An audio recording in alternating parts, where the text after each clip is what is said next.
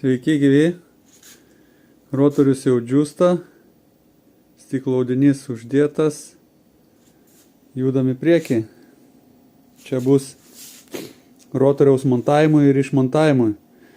Kaip žinia, ten magnetai kai pritraukia, tai jau to rotoriaus išlupt, ypač tokio dydžio, tai be šansų, nepasinaudojant mechaninė jėga. Tai gerai, kai visko turi.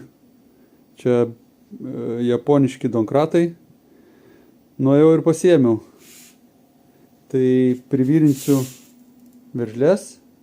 Ilgio užtenka.